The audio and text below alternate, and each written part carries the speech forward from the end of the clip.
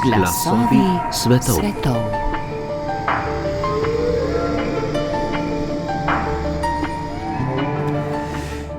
Kot dobro veste, spoštovane poslušalke in cenjeni poslušalci, bomo jutri stopili v novo leto. A zakaj prav jutri? Kdo se je drugače rečeno odločil, da se koledarsko leto začne s 1. januarjem in ne nemara s kakim drugim dnem? Kakor v toliko drugih stvareh smo sodobniki tudi v tem pogledu zadolženi pri starih Rimljanih. Julij Cezar je bil namreč tisti, ki je, to je bilo leta 46 pred Kristusom, določil, da se bo od tistih mal leto začenjalo s 1. januarjem. A zakaj natanko je sloviti rimski diktator izmed vseh izbral ta datum? In zakaj neki je Cezar 2 leti pred smrtjo sploh sklenil, da je dotedanji koledar treba spremeniti oziroma reformirati? Pa tudi, kako se je njegov koledar, v zgodovino se je seveda vpisal kot julijanski, razlikoval od tistega, ki so ga Rimljani uporabljali prej. No, iskanju odgovorov na ta in druga sorodna vprašanja, odgovorov, ki se tičejo dolge in razmeroma zapletene evolucije rimskega koledarja v počasnem teku stoletij od prvih kraljev do pozne republike, se bomo posvetili v današnjih silvestrskih glasovih svetov, ko pred mikrofonom gostimo klasičnega filologa in zgodovinarja, predavatelja antične zgodovine na Koprski fakulteti za humanistične študije ter predstojnika Inštituta za kulturno zgodovino ZRC SAZU, dr. Gregorja Pobežina. Spoštovani gospod Pobežin, lepo pozdravljeni, dober dan. Dober dan. Zdaj, čeprav razumem, so Rimljani verjeli, da korenine njihovega koledarja segajo zelo daleč v preteklost, vse tja do njihovega prvega kralja, Romula, in učenjak Mark Terenci Varon, ki je živel v 1. stoletju pred našim štetjem, je v eni izmed svojih razprav zatrdil, da je Romul ustanovil mesto Rim leta 753 pred našim štetjem.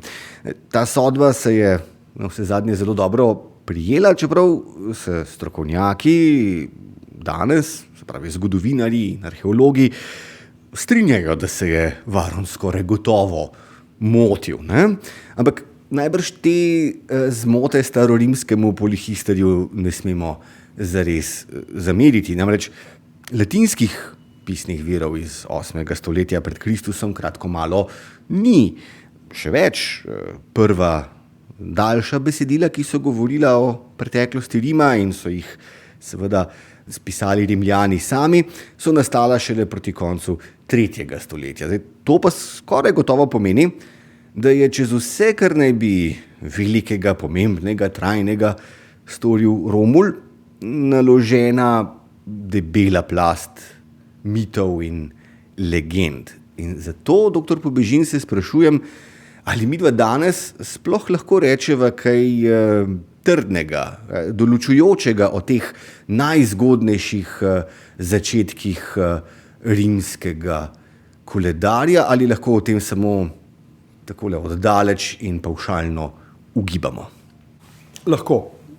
In sicer lahko marsikaj gotovega poveva po zaslugi religiologov, in tukaj so zelo, zelo velike korake dela zlasti angleški zgodovinarji in filologi 19. stoletja, ki jih je ta materija živo zanimala in ki so o rimskem koledarju razmišljali pretežno skozi, kot že rečeno, religiološke študije rimske religije. S tem pa na neki način že odgovarjava na eno podvprašanje o naravi rimskega koledarja in o njegovih začetkih, ki ga močno, močno determinirajo ravno številni rimski prazniki. In ti prazniki seveda so močno, močno vezani med drugim tudi na, lahko bi rekel, poljedelske kulte.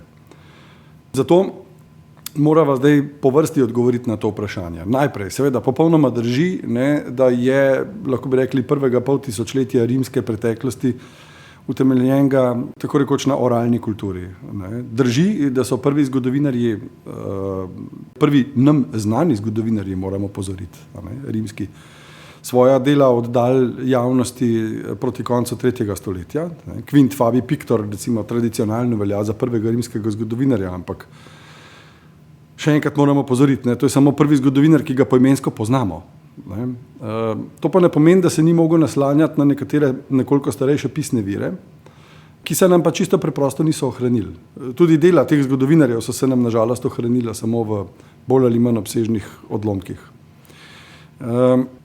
Kar zadeva sam rimski koledar, vemo, da ga omenja in ureja nažalost še en močno fragmentarno ohranjen vir, to je prvi znani rimski zakonik, to so ti slavni zakoni na 12 bronastih ploščah, ki so bili uničeni v tako imenovani keltski oziroma galski katastrofi, v začetku 4. stoletja. Kakorkoli že, rimski koledar je slavno netočen, in že, tako kot ste lepo uvodoma omenili, že rimski polihistoriji ga pripisujejo Romulu, kot še marsikaj drugega. Ne nazadnje, seveda, kdo pa drugi pa naj bi Rimljanom dal koledar, če ne ravno ustanovitelj mesta Rim. Vendar pa, že v tem mitu, o mitu, v tem ustanovnem mitu najdemo neke popravke in že dejstvo, da so Rimljani verjeli, da je prve temeljne korekcije tega koledarja opravil Numa Pompili, se pravi Romulov naslednik, samo po sebi precej pove. Torej, rimski koledar je bolj stvar, lahko bi rekel, nuje, ki vznika iz rimskega vsakdana, kot pa tistega, kar koledar sam po sebi mora biti. Koledar sam po sebi mora biti zelo natančen, se pravi obrazec, ki se ujema z natančnimi astronomskimi opažanji. Za kaj takega je pa v monarhični dobi absolutno prezgodaj, pa tudi kasneje, ko so grški astronomi delali neverjetno velike korake, v primerjavi z današnjimi, pa ne želim nič slabega reči o astronomih danes, ki delajo neverjetne napredke, ampak če pomislite, kakšna opažanja so grški astronomi recimo v 3. in 2. stoletju pred Kristusom izvajali, moramo ob tem biti naravnost osupli, glede na to, da so to delali z primitivnimi instrumenti. Zakaj govorim o tem? Zaradi tega, ker ta astronomska opažanja so terjala zelo natančen odnos do vprašanja minevanja in delitve časa.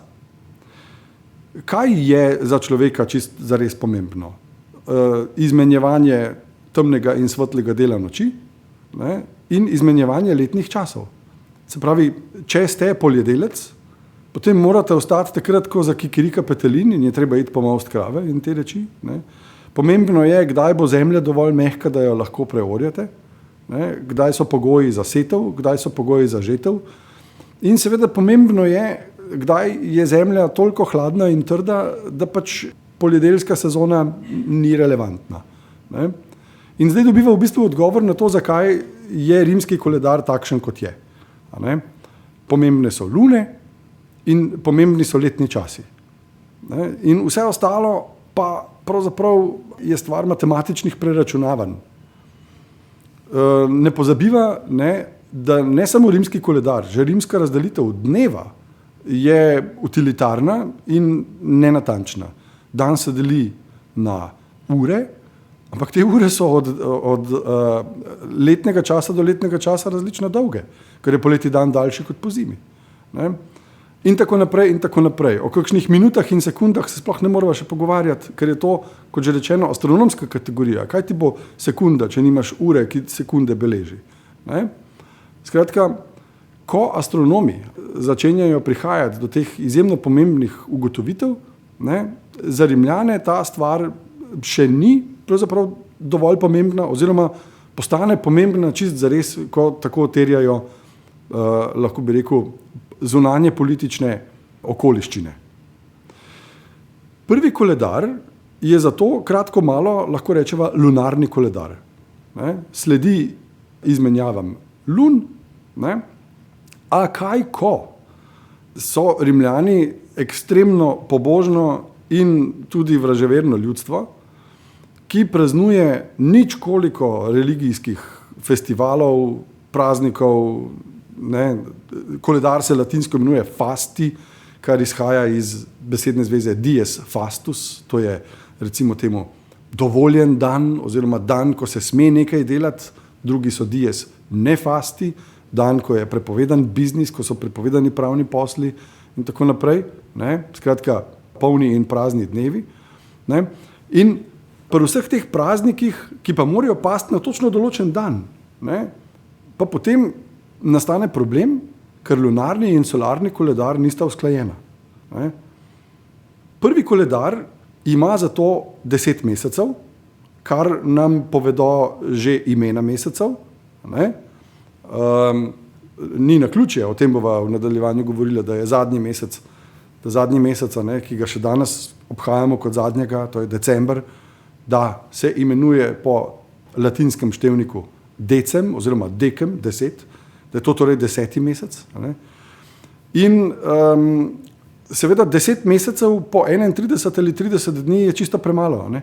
To je komaj 310 dni, kaj pa z ostalimi 40. Ne? No, to je pa neka mrtva sezona in ureditev te mrtve sezone se pripisuje recimo Numi Pompiliju, rimskemu kralju. Katera 2 meseca sta torej manjkala v tem najzgodnejšem koledarju? Januar in februar ali kako? Manjkata januar in februar. Ne? Zdaj nekateri polihistoriji januar pripisujejo spet etimološko že kar Numi Pompiliju. Januar se namreč imenuje po bogu Janu, slavnem, ne dvoglavem, ampak dvoobraznem, bi lahko rekli, bogu, ki gleda naprej in nazaj. Vendar pa januar ni prvi mesec v rimskem koledarju. Ne? Zelo dolgo ni prvi mesec in, kot sem že rekel, kot bova kasneje poantirala, postane prvi mesec šele zaradi zunanje politične nuje. Ne? Februar tudi, ne, ima etimološko zelo jasen pomen. Imenuje se po prazniku, ki se obhaja ravno februarja, ne? Se pravi, lahko bi rekli proti koncu mrtve sezone. Ta praznik se imenuje februar, čisto preprosto, in pomeni očiščevanje, čistilna akcija. Mimogrede, ne bom trdil, da je to res, ne? Ampak to očiščevanje, ki je očitno poganski običaj, se ohranja, ne? Se na neki način ohrani tudi v krščanski, recimo temu mitologiji, ne? Oziroma v krščanskem obredju, ko se očiščuje, ne? Ko se gre z kadilom po hišah, ne? Kar ima očitno očiščevalni namen, ne? Ampak jasno, v krščanstvu je to dobil svoj čas in svoj pomen. Rimljani so konec februarja, ne, proti koncu februarja so šli malo počistiti polja, počistili po hiši in tako naprej. Torej februar in mesec februarius, ki je pa seveda imel tudi druge zelo pomembne praznike, kot je na primer praznik Terminalija, praznik mejnikov in meja. Ne. In ta pade na točno določen datum. Ne. In zdaj, če je leto striglo, če je leto striglo za 10, 20, 30, 40 ali celo več dni, ne, je bila to velika nerodnost. Zato so Rimljani precej pragmatično ta lunarni in solarni koledar usklajevali z interkalacijo, se pravi z urivanjem. Ne, to je, interkalacija je urivek. Ne, se pravi z interkalarnim letom, ki so ga lahko poljubno podaljšali, da so lunarni koledar uskladili z solarnim. Da se ni zgodil, ne, da je nenadoma praznik Terminalija, ta je bil zlasti zelo pomemben, ne, ker je bil na točno določen dan, da ni slučajno padel v, karikiram, jesenski ali pa spomladanski del leta, ko pa bi vendar moral biti proti koncu zime. Ne. Razumem. Kdo pa je dr. Gregor Pobežin skrbel za to usklajevanje med lunarnim mesecem in sončnim letom? Katera institucija v rimski državi je bila odgovorna za to, da je vsake toliko časa odločila, v letu, ki prihaja, bomo imeli interkalarni mesec, se pravi, dodali bomo toliko in toliko dni, da bo lunarna dimenzija koledarja usklajena znova s solarno dimenzijo. Kaj mislite? To je bila naloga tiste elite, ki v monarhični in tudi zgodnji republikanski dobi predstavlja intelektualno in moralno avtoriteto. To je seveda kolegij svečenikov. Kolegij svečenikov, ki je elitna institucija, in še posebej je za prav ta vprašanja, je v monarhični, vsekakor pa zgodnji republikanski fazi, skrbel svečenik, ki že za svojim imenom nakazuje na svojo prastaro funkcijo. Imenuje se namreč Rex Sacrorum, se pravi kralj vsega svetega, kralj, lahko bi rekli, svetega obredja. Rex je ime, ki ga Rimljani po padcu monarhije v politiko sicer nikoli ne bi več spustili. Torej, Rex Sacrorum, torej, lahko bi rekel kralj svečeništva, kralj svetega obredja, je bil tisti, ki je presojal o tem, kdaj, za koliko in kako je treba koledar uskladiti, kako je treba urediti to tako imenovano interkalacijo. Ampak predstavljam si, pa me popravite, če se motim, doktor Pobežin, predstavljam si, da je tak človek, Rex Sacrorum, seveda v življenju počel še kaj drugega, kot seveda samo bdel nad rimskim koledarjem, da je bil seveda rimski državljan, vpleten v javno politično življenje, prihajal je slej ko prej iz bogate, pomembne, ugledne patricijske rodbine in si mislim, da je nemara imel včasih tudi interes, posebej, če so bili recimo za konzula izvoljeni njegovi dobri prijatelji, znanci, politični zavezniki, da je nemara lahko rekel, kaj pa, če bi bilo to leto nekoliko daljše, zato da bo moj človek na položaju dlje časa. Zdi se mi, da je skratka v ta lep sistem na načelni ravni vendarle vpisana neka nevarnost za vsakovrstne politične zlorabe. Je bilo tako ali sem preprosto preveč ciničen? Ne. Mislim, da smo tukaj kar lahko malce cinični, čeprav tudi moderna doba ni imuna na razne vratolomnosti v zvezi z podaljševanjem ali skrajševanjem mandata. Ja, vsekakor. Zdaj najprej naj povem, da seveda je Rex Sacrorum na neki način tukaj konkurenca enemu drugemu zelo pomembnemu elementu tega kolegija svečenikov, ki mu tudi predseduje, to je Pontifex Maximus. Se pravi vrhovni svečenik. In kasneje, najkasneje pod Cezarjem, postane Pontifex Maximus tisti, ki odloča o, tako kot ste lepo rekli, lunarno-solarnih dimenzijah koledarja. Zdaj, jasno, najprej še enkrat, usklajevanje koledarja je najprej imelo izjemno pomembno religijsko dimenzijo. Obhajanje in praznovanje praznikov, točno takrat, ko jih je bilo treba, je v resnici bilo izjemno pomembno. Treba je bilo izjemno paziti, da tak dan, ko je bil neki praznik, ni padel na tisto, kar sem že omenil, to je, da je dies nefastus. Zato je bilo treba to res izjemno skrbeti in ta kolegij svečenikov, pravzaprav ena glavnih nalog, ena poglavitnih nalog je bila tolmačenje koledarja. Vsakdanje tolmačenje koledarja. Mimogrede, za najine poslušalce bi omenil, da je to izjemno dobro prikazano v seriji Rim, kjer se kar naprej ponavljajo na videz trivialni prizori, da pač svečeniki nekaj mečkajo okrog koledarja, ki je bil javno, se pravi, ki je bil pravzaprav en velik monument na javni površini. Ampak to v resnici ni bilo trivialno. V resnici je bilo izjemno pomembno, ker marsikom je bila to dnevna orientacija, a je ta dan dober ali ni dober. A je ta dan pravi ali ne pravi, fastus ali ne fastus. To dejansko je bilo v domeni svečenikov.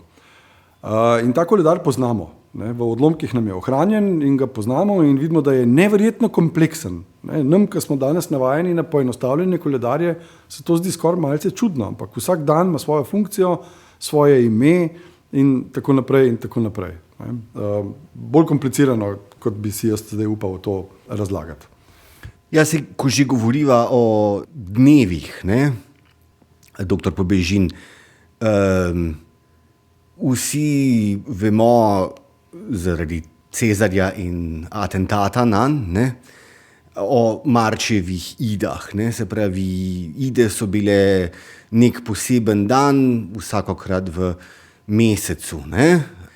Ampak kaj to pomeni, da so imeli dnevi imena, ne pa nujno številk, tako kot pri nas danes, se pravi 31. december, 1. januar, 2. januar in tako naprej. Ne, Rimljani so dneve označevali nekako drugače, s kalendami, zidami, z nonami, ampak kako je to zares delovalo? Kalende, none in ide so v resnici tehnični termini. Po kalendah mimo grede se imenuje koledar, ne, kalendar. Ne. To se pravi, to so na neki način tehnični termini, ki označujejo, pozor, kalende, prvi dan v mesecu, je bil tisti dan, ko je dejansko bil opažen prvi začetek, se pravi prvi dan prvega krajca so kalende. None so napolnjen prvi krajec in ide so polni mesec. Ne. Zdaj, težava koledarja je, da je inkluziven.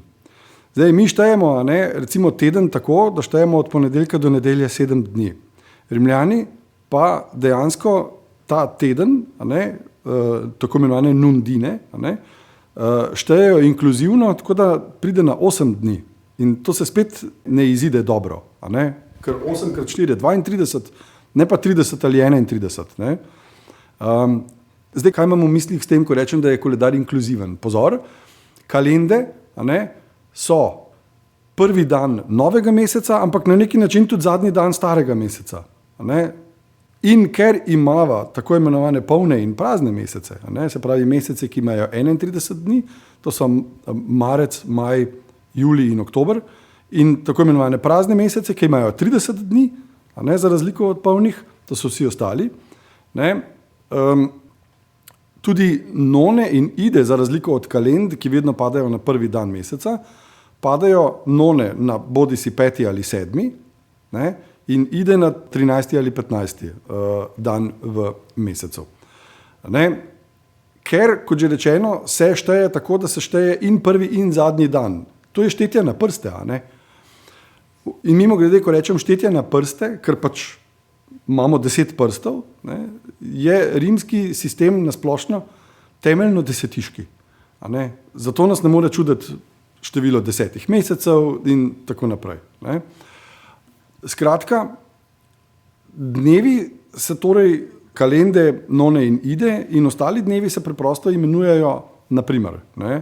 Se pravi, kalende so prvi dan, potem pa naslednji dan je toliko in toliko dni pred nonami. Od non naprej je toliko in toliko dni pred idami. In od id naprej se šteje toliko in toliko dni pred kalendami. Tako da, ne, recimo v mesecu, ki ima 30 dni, bi zadnji dan ne bil 30. recimo april, ne, ampak bi ga v latinščini poimenovali dan pred majskimi kalendami. Ne. Skratka, pride kalendas majas. Tako bi se imenoval ta dan. Ne. Tole zveni kar zapleteno, ampak kolikor razumem, doktor Pobežin, je bilo zapleteno tudi štetje na drugem koncu. Ne. Če so namreč dnevi najmanjši, šteti elementi v rimskem koledarju, so leta seveda tisti največji element. Ne. Mi si seveda pomagamo z Jezusovim rojstvom, to je leto 1 našega štetja, da si ravno seveda spet zgodovinarji, znanstveniki, raziskovalci ugotavljajo, da se je Kristus rodil 4, 5, 6 ali 7 let pred Kristusom, ne, zabaven detajl. Ne. Rimski koledar ima seveda svoje korenine torej v času, ki je vsaj kakšnih 7 polnih stoletij, pa še malo starejši od Jezusa. Ne? Kako so torej oni se orientirali v teh dolgih časovnih periodah? Kako so šteli skratka leta? Nemara od ustanovitve mesta ab urbe condita ali kako drugače? No, zdaj smo prišli do vprašanja, zakaj je v resnici koledar pomemben. Ne? Zakaj je beleženje časa pravzaprav lahko bi rekel en temeljni historični pogoj za to, da se sploh lahko orientiramo v preteklosti. Ne? In tega so se zavedali že stari. Ne? Pomislimo recimo na antično Grčijo. Ne? Preden je ta bila pod recimo Filipom, Aleksandrom ali pa njunimi nasledniki politično poenotena, kolikor toliko politično poenotena. Ne? Najprej je bila razdrobljena seveda na številne mestne države in vsaka je imela svoj časovni sistem. Praktično vsaka je imela svoj časovni sistem. Da poenostavim, v Šparti so drugače beležili minevanje let kot pa v Atenah. Ne? In zdaj, če vi hočete narediti eno resno zgodovinsko raziskavo, je treba ta dva časovna sistema uskladiti. Zraven njih je pa še 500 drugih, ne? Karikiram. No in nekaj zelo podobnega je seveda v Italiji, ki je izrazito, preden je Rim zagospodari, pa tudi če potem, ko je Rim že gospodari, je izrazito multikulturna. Ne? Tukaj imamo Etruščane na severu, imamo Grke na jugu in tako naprej, in imamo Rimljane nekje na sredi, pa še številna druga latinska ljudstva. Ne? In vsaka pač se nekako drugače orientira po tem, kaj je začetek, ne? In kako zdaj čas beležiti in šteti. Oziroma ne toliko čas, ampak preteklost v tem času, kako jo beležiti in šteti. Ne? Ta ab urbe condita, ne, se pravi od ustanovitve mesta, je samo eden od sistemov. Tudi drugi so bili v Arabiji, tudi v Rimu. Celo nekateri rimski zgodovinarji na primer se naslanjajo na grški sistem tako imenovanih olimpijad, ne? Kar je tudi en dober preverjen sistem beleženja. Ne? Olimpijada je pač 4-letno obdobje od ene do druge olimpijade, a ne? In potem, ne, če vemo, kdaj je bila prva olimpijada in če nam nekdo reče 3. leto 10. olimpijade, ni težko zračunati, katero leto od začetka beleženja časa to je. Ne? Seveda imajo krščanski zgodovinarji potem s tem velike težave, ne morejo se naslanjati na poganske sisteme, jih pa seveda upoštevajo. Ne? Tukaj je potem seveda še judovska tradicija, potem so pa še nekatera druga pomagala. Ne? Recimo, eno pomagalo, ki ga je kasneje posvojila tudi cerkev, ne? Se pravi krščanska cerkev, so sistemi tako imenovanih indikcij. Indikcija je spet pravni, oziroma lahko bi rekel davčni prijem, ne? Ko je prihajalo na vsakih 15 let na revalorizacijo davčnih stopenj. Ne? Tako da spet lahko recimo rečemo, 5. leto prve indikcije, ni težko zračunati, katero leto to natanko je. Pri Rimljanih pa vsekakor od zgodnje republike naprej je v veljavi sistem beleženja let po tako imenovanih eponimnih konzulih. Po teh konzulih, ki so ordinariji, se pravi, ki so navadni konzuli oziroma redni konzuli, po katerih se leto imenuje. Sicer imamo nekaj malega zmede, zato ker se je, hočeš nočeš, zgodilo, da je kakšen konzul med svojim mandatom umrl, nadomestil ga je tako imenovani konzul suffectus, ali nadomestni konzul, ampak še vedno se leto imenuje po eponimnem, se pravi po rednem konzulu. In to nam zelo pomaga. Če uskladimo vse te sisteme, pridemo do zelo natančnih časovnih presekov. Razumem. To najbrž pomeni, da sta morala začetek novega rimskega leta, in če sem vas pozorno in pravilno poslušal, doktor Pobežin, je ta začetek novega leta moral pasti na, mi bi danes rekli, 1. marec, ne? Če je bilo sprva 10 mesecev, pa potem še tistih 40 ali koliko dni ali 50 dni, ki so bili nerazporejeni, pa je potem drugi rimski kralj Numa Pompilius uvedel še 2 meseca, tako da jih je na vse zadnje bilo 12. Kakorkoli že. Začetek novega leta je moral sovpasti z začetkom mandata izvoljenega konzula. Ne? Ampak, kolikor sem seznanjen z rimsko zgodovino, so konzuli, vsaj ti v pozni republiki, svoj mandat začenjali pa 1. januarja in to mi zdaj nikakor ne gre v račun. Tako je. Sicer se je lahko zgodilo kakšno leto, da je konzul začel svoj mandat tudi na 1. maj ali pa 1. avgust ali kaj podobnega, ne? Ampak načeloma se je konzularno leto začelo z 1. marcem, ki je prvi mesec starega rimskega koledarja. Ne po naključju. Imenuje se po bogu Marsu, ki je, ne, po tistem, ko je bil rimski panteon izenačen z grškim, nekako odslikava grškega Aresa, ampak v resnici je rimski bog Mars najprej bog poljedelstva. Ne, najprej je bog poljedelstva, kasneje šele postane bog vojne. Ne, tako da to ni naključja, ker smo že prej rekli, da pač je rimski koledar odslikava dejstvo, da pač je rimska družba močno agrikulturna. Ne. No, kakorkoli že, zakaj ta premik? Morala je priti neka kriza, ne? Že prej sem namignil, da pač je bila neka zunanje politična kriza in dejansko sredi 2. stoletja, ne, je bil Rim pravzaprav zapleten v številne zunanje politične operacije, zunanje politične krize. To je bil čas, ko je Rim postajal, ne, lahko bi rekel, že kar mediteranska velesila. Ne. Čakala ga je recimo vojna s Kartažani in tako naprej, ampak preden se je seveda spustil v to vojno Kartažani, je bilo najbolj krizno žarišče v Hispaniji. Ne, v Hispaniji so skozi praktično vse 2. stoletje divjale različne vojne oziroma različni upori, ki jih nasplošno imenujemo keltiberske vojne. Ne, pa vmes je bila še luzitanska vojna in tako naprej. Ne, in leta 153 je Rim bil zapleten ravno v to drugo keltibersko vojno, ki je trajala od 154 do 151, ne, in se pravzaprav sploh ni končala, ampak se je iztekla v recimo en tak status quo, ki se je moral rešiti šele dobri 20 let kasneje. No, v glavnem, takrat je senat pohitel, aliansa keltiberskih ljudstev se je Rimu upirala, ne, ugotovili so, da so precej uspešni. Eno glavnih ljudstev, ki se je proslavilo s svojimi upori proti Rimljanom, Arevaki, ne, so se takrat upirali, ne, vodil jih je neki Kar. No, in da bi Rimljani lahko čim hitreje organizirali vojaško ekspedicijo, ne, proti tej aliansi teh hispanskih uporniških ljudstev, so precej pragmatično začetek konzularnega leta za 2 meseca premaknili z 1. marca na 1. januar. In to je ostalo. Ne. Takrat so pomagali, da je neki rimski konzul in general nobilitor, ne, lahko 2 meseca prej začel s pripravami na vojno. Ne.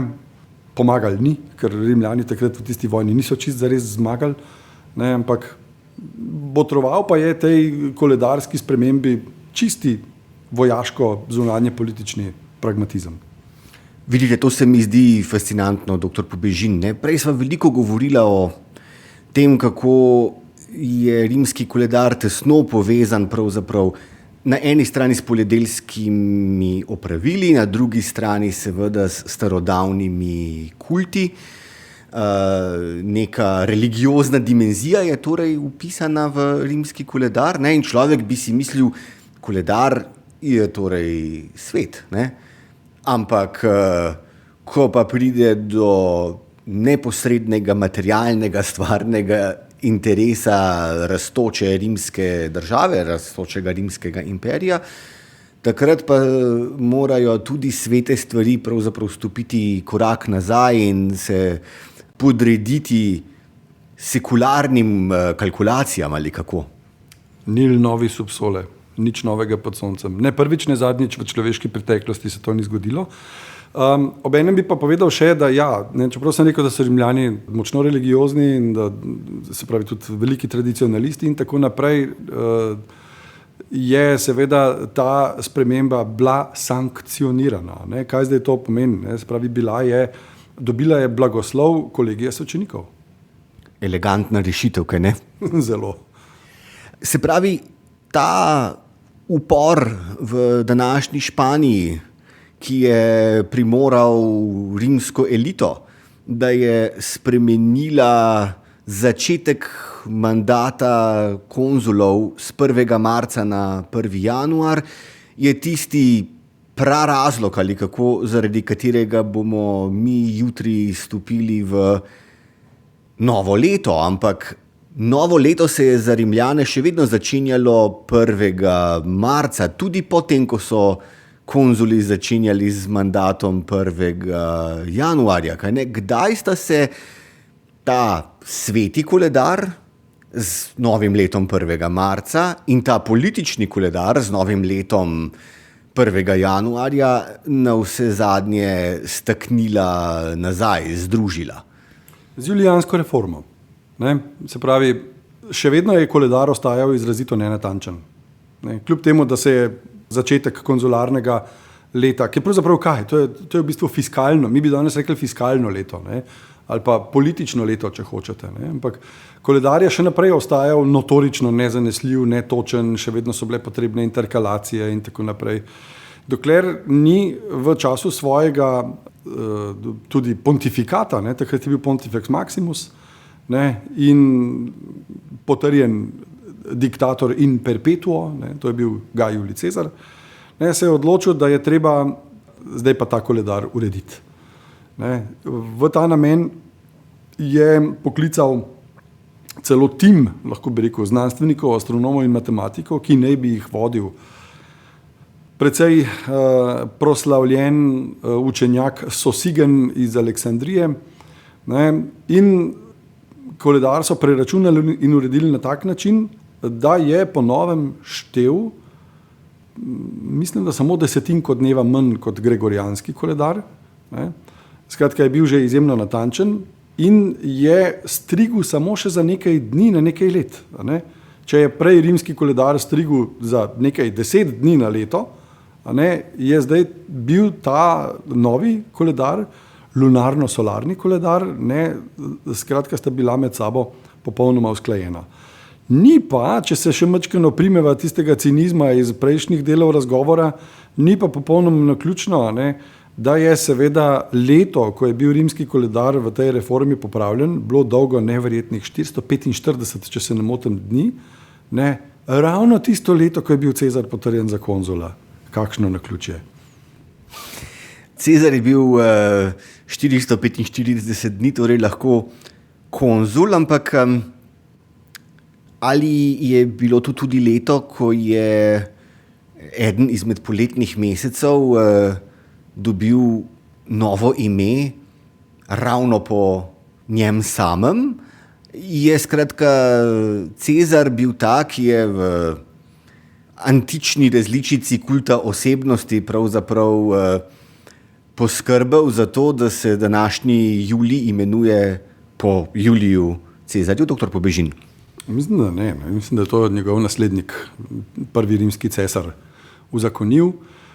Nasploh je to med Rimljani veljalo za, pravzaprav za eno, lahko bi rekel, eno tako nedostojno bahavost. Cezar je javno zavrnil poimenovanje kralj. On je, ko so mu bojda vzklikali in ponujali krono, da naj postane Rex Romanus, je odvrnil, da on že ni kralj, da je Cezar. To je bila skratka, lahko bi rekel, ena taka slaba, bahava antiolika in če se ne motim, je senat samo enkrat za časa cesarja Nerona enega od mesecev poimenoval po Neronu, pa se to seveda ni prijelo. Prvi koledarji, se pravi prvi koledarski meseci se imenujejo, vidimo, se pravi prvi je Marsov mesec, že ime drugega je zelo problematično, že Varon, ki ste ga omenjali, je podvomil v to, da bi njegovo ime April izhajalo iz imena Afrodite. Pravi nekje Varon pravi, mislim, da to izhaja iz tega, da pač pomlad odpre, aperire zemljo. Moderni etimologi ravno nasprotno pravijo, da to verjetno izhaja iz indoevropskega korena za, mislim, da aparo ali nekaj takšnega, drugi, tisti drugi, kar bi bilo smiselno, če je april drugi mesec. Potem sta 2 meseca imenovana po pomembnih boginjah, Maji in Junoni. Naslednji so pa potem čisto preprosto kvintili, sekstili, september, oktober, november in december, se pravi 5., 6., 7., 8., 9., 10. In glede na to, da je bil Cezar po smrti takoj deificiran, se pravi, da je bil deležen apoteoze in da potem vsi cesarji postajajo bogovi takoj ob smrti, poimenovanje po prvih 2 izjemno pomembnih, se pravi po Juliju in Avgustu, po Juliju Cezarju in pa prvem cesarju Avgustu ni presenetljivo. Drugi cesarji so se potem temu previdno izogibali. Vesel sem pravzaprav, da je Julij in ne kvintili. To bi bilo strašno nenavadno za naša današnja ušesa. Še tole moram vprašati, ko govoriva o koncu Rimske republike in začetku principata oziroma zgodnjega cesarstva.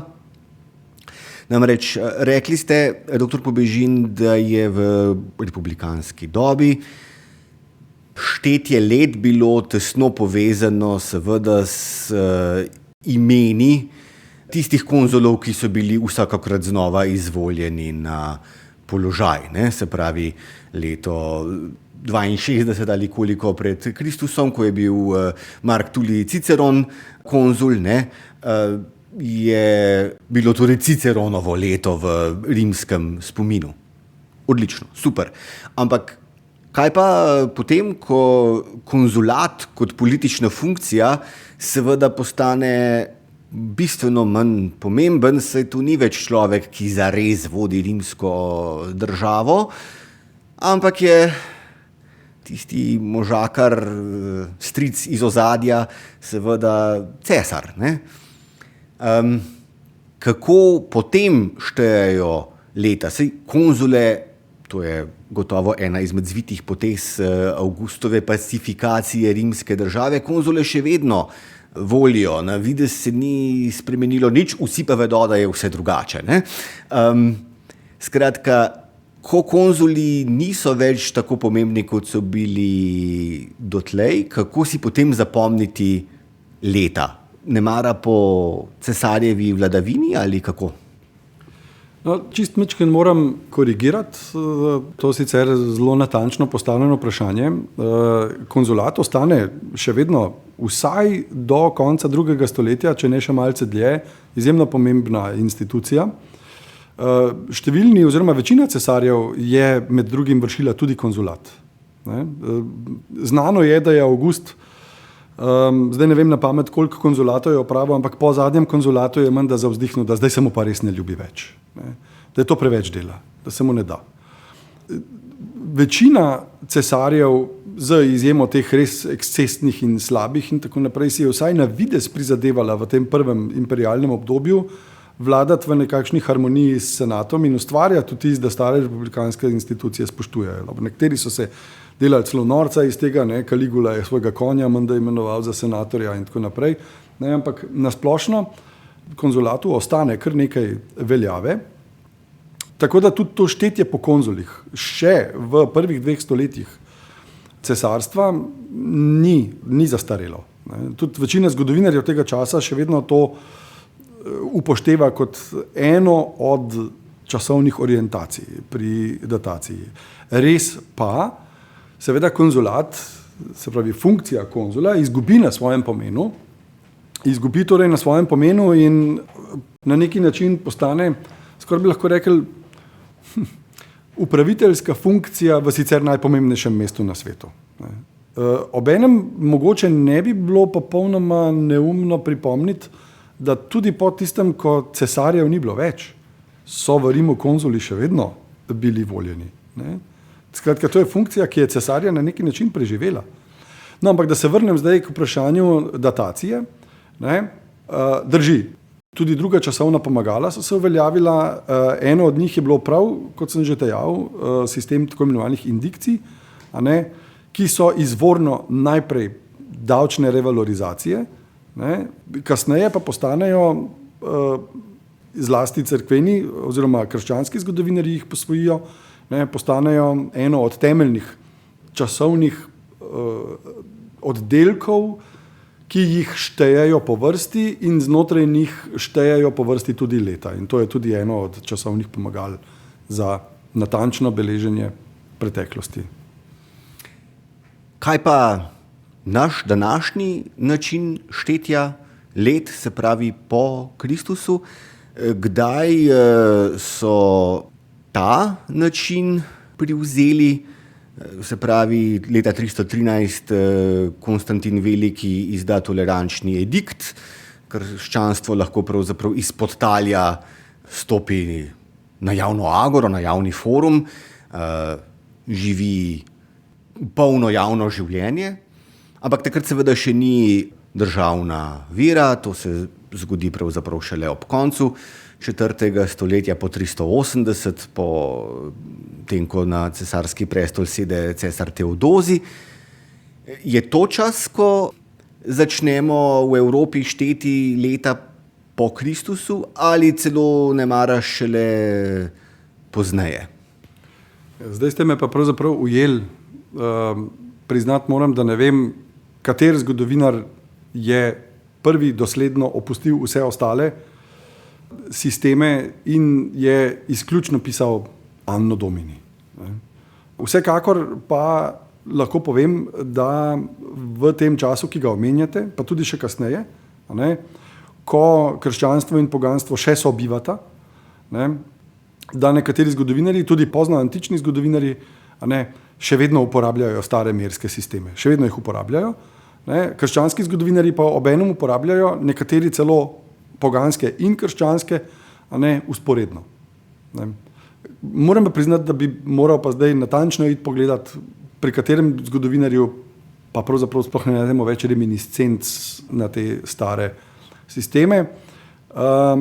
Pri čemer je pa seveda treba povedati, da so tudi krščanski zgodovinarji dovolj pragmatični, da so nove sisteme štetja usklajevali z starimi poganskimi. Ja, seveda, to vrstna zamenjava enega sistema štetja za drugega, transformacija tako dobro usidrane tradicije, z drugimi besedami, to se ne zgodi čez noč, kaj ne? Zdaj, ker se hitro bližava sklepu najnega današnjega pogovora, dr. Gregor Pobežin, moram vprašati pa samo še tole.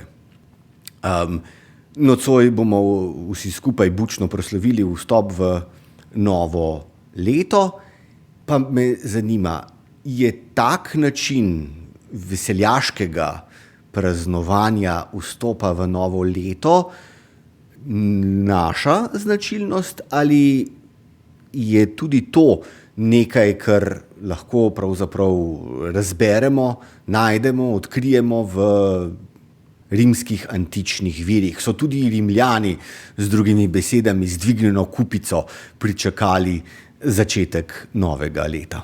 Ja, to so Saturnalije.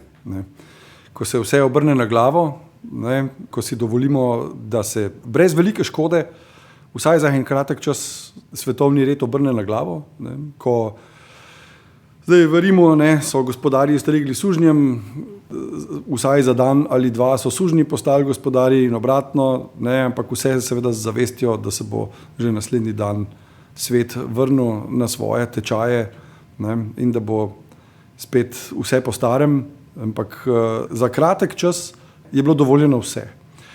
Mogoče bi namignil, da glede na to, da sva pri prejšnjem vprašanju načela oziroma se dotaknila verske preobrazbe imperija, da je krščanstvo v slabem stoletju, v manj kot stoletju pravzaprav postalo iz dovoljene, pravzaprav edina prevladujoča religija, da je seveda cerkev poskušala te Saturnalije izkoreniniti. Koliko jim je uspelo, pa lahko vidimo. Dr. Gregor Pobežin, najlepša hvala za tale nadvse zanimiv pogovor in za vsa pojasnila. Hvala lepa. Vam, spoštovane poslušalke in cenjeni poslušalci, pa najlepša hvala za pozornost. Obenem dovolite, da v svojem imenu in v imenu vseh sodelavk in sodelavcev, ki pripravljamo oddajo Glasovi svetov, zaželim vam in vsem vašim najdražjim vse dobro v prihajajočem letu, pa Srečno!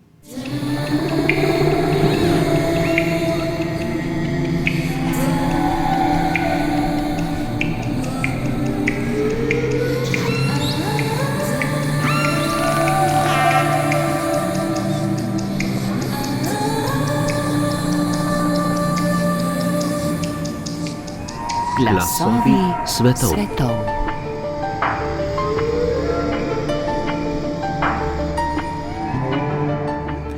S tem smo prišli do konca tokratnih Glasov svetov, oddajo, ki lahko prisluhnete tudi v obliki podcasta ali jo poiščete na spletni strani programa Ars, sem pripravil in vodil Goran Dekliva.